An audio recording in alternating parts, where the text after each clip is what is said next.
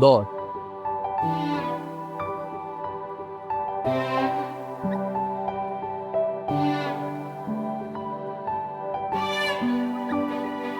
I love you.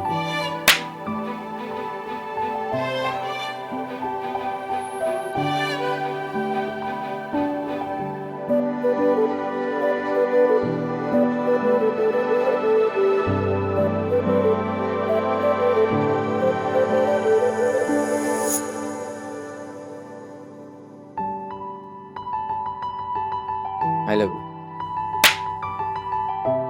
45।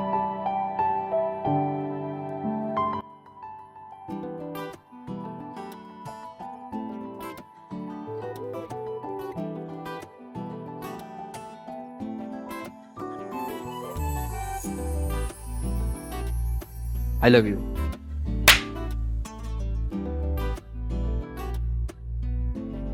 75।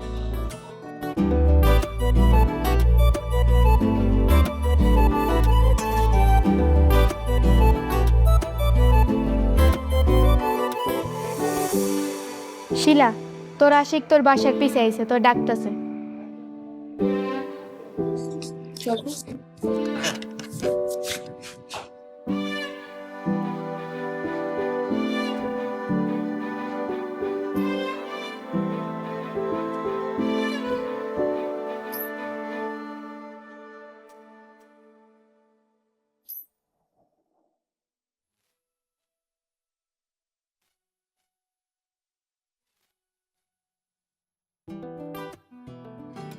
থাপ্পড় খেতে খেতে বাড়ি পর্যন্ত চলে আসছো আই লাভ ইউ বলতে। হুম। তো এখানে কি, ভেতরে চলো, ভেতর গিয়ে বলো। না না, এখন না, সময় লে যাও। I love you.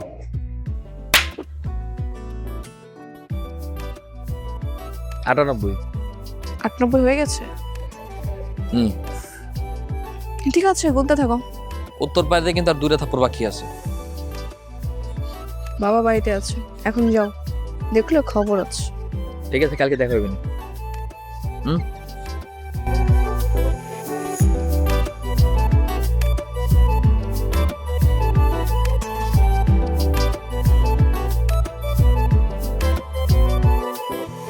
R 2বার propose করার পরে কি তুই রাজি হয়ে যাবি? ভাবতেছি, হ্যাঁ। চাচা যান জানলে খবর আছে তোর। কিছুই হবে না, ছেলেটাকে আমার ভালো লাগছে, অনেক ডেয়ারিং, একেই আমার লাগবে। চল।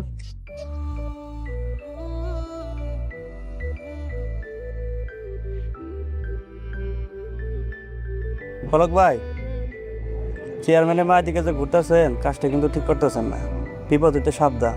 কেন ভাই, কি এর বিপদ? আপনার বাপ হলো সামান্য কৃষক, আর তার বাপ হলো চেয়ারম্যান, এই সম্পর্ক মধ্যে মেনে নিবে না ভাই। চাঁদ দূর থেকে দেখতে সুন্দর, কাছে যাওয়া ভালো না। হাবিব ভাই, চাঁদ দূর থেকে দেখতে সুন্দর দেখে কি চাঁদের খালি দেখে ভুলে যাবো যদি কাছে পাওয়ার সুযোগ থাকে?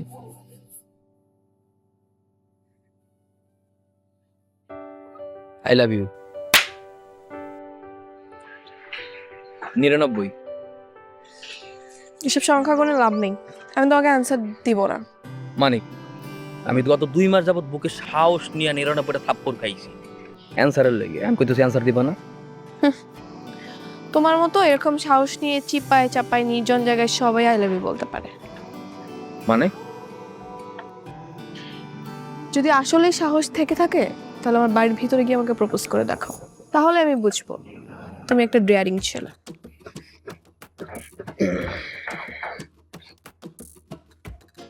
ঠিক আছে, করলাম। আসলেই? মানে আমার 100তম প্রপোজটা তোমার বাড়ির ভিতরে তুমি কি বুঝে বলতেছো? বুঝেই কইতেছি, আর আমি উত্তর নিয়েই ব্যাক করি। ঠিক আছে, দেখা যাবে।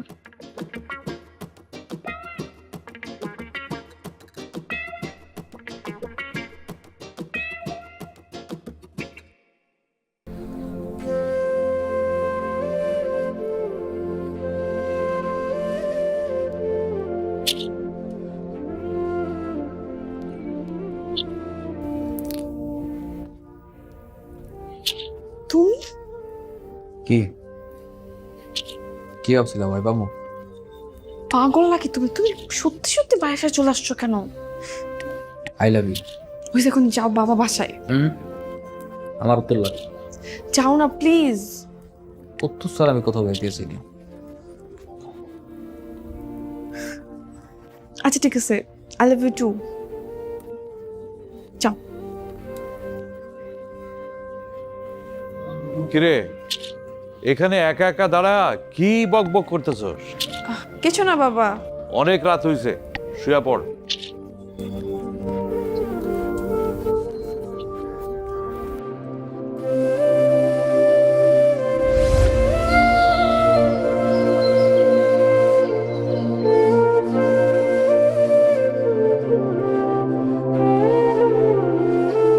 কি দেখো? দেখতেছি অবশেষে আমার চান্দের আলো আমার কিনারায়।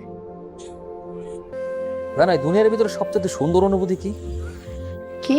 ভালোবাসার মানুষের মুখ দিয়ে শোনা যে সেও আমার ভালোবাসে। তাই তো আমার খুব ভয় হয়, বাবা যদি তোমাকে না মেনে নেয় তখন কি হবে? না মানলে কি করবো? তো পালাই যাবো, এই জায়গায় থাকবই তো না, একদম দূরে চলে যাবো। তোমার আমরা বিয়ে করবো, বিয়ে করার পরে আমাকে ছোট্ট একটা সংসার হইব, ছোট্ট একটা বাবু হইব। একেবারে ওই যে বাবুই পাখি আছে না, বাবুই পাখির বাসা।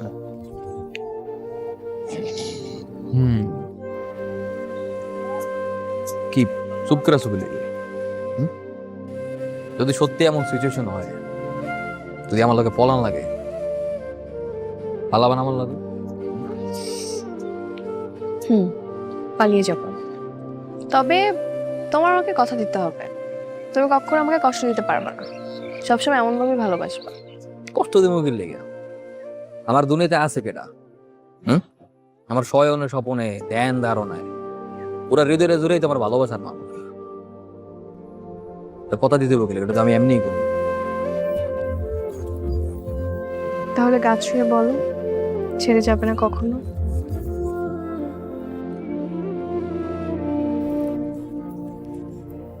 গাছ হয়ে কথা দিলাম, কোনদিন ছেড়ে যাবো না। মরার আগ পর্যন্ত একলা থাকবো।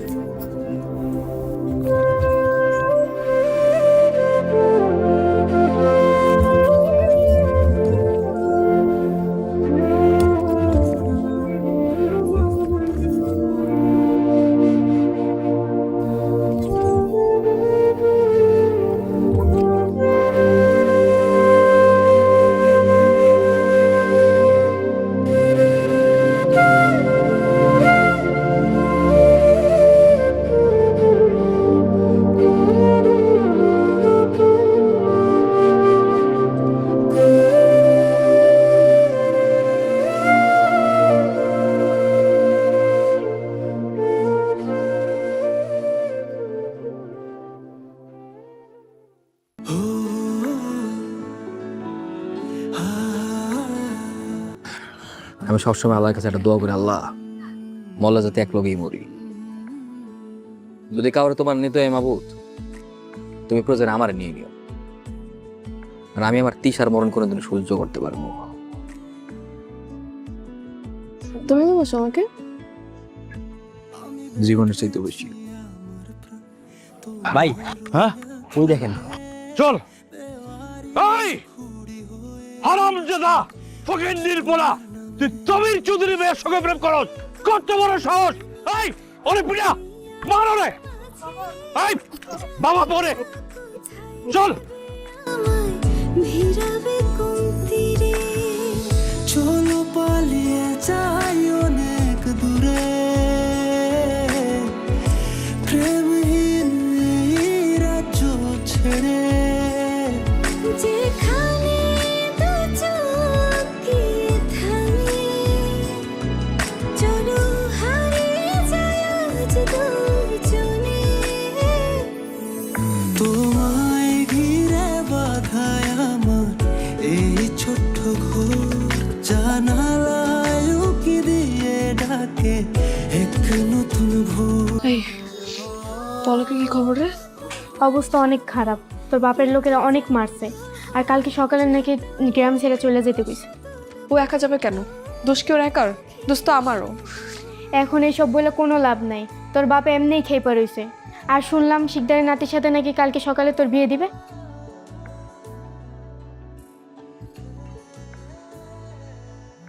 আচ্ছা, তুই আমার একটা উপকার করতে পারবি? কি উপকার বল? শোন, তুই পলককে গিয়ে বলবি বটতলাতে আসতে, আমি ওর সাথে রাত্রে পালায় যাবো। রাত কয়টা বাজে দেখছোস? কিভাবে? কিছু করার নেই, আমার পালাইতেই হবে। সত্যি সত্যি পালাবি? হ্যাঁ, তুই গিয়ে ওর খবরটা দে প্লিজ, যা। আচ্ছা।